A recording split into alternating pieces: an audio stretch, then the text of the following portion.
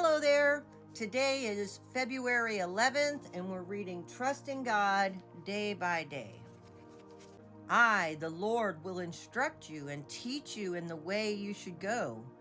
I will counsel you with my eye upon you.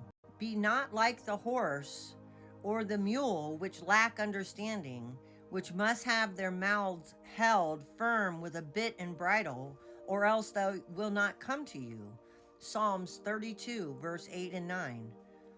In these verses, God makes plain his desire to lead and guide us, but he also tells us not to be stubborn. We need to follow him willingly and joyfully. I worked at a church in St. Louis for 5 years. I really liked my job there, but the time came when God wanted me to move on to something new. He said to me, "Now I want you to take this ministry and go north, south, east, and west. I don't need you here anymore. I want you to leave this place." That place was where my ministry started. I had a fulfilling job, a regular paycheck, and my name on my office door. But God said, "I'm finished with you here." How can that be, I wondered? After all, I'm a pillar of this church. How can the place run without me? I continued to work at the church for a full year after God told me to leave, and that year was absolutely miserable. I did not understand why I was so unhappy, why there seemed to be no grace to do what I had great grace to do in the previous years. Finally, one morning I cried out to God, "God, what's wrong?"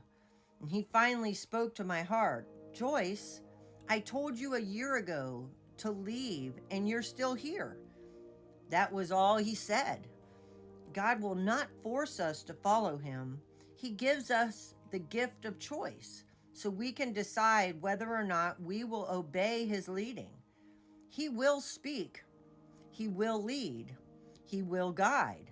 He will make his plans and desires clear, but he will not force his will on us. We must consciously and deliberately choose to follow him. Trust in him. Has God asked you to do something or quit something and you haven't obeyed him? Are you stubbornly refusing to trust that he knows best?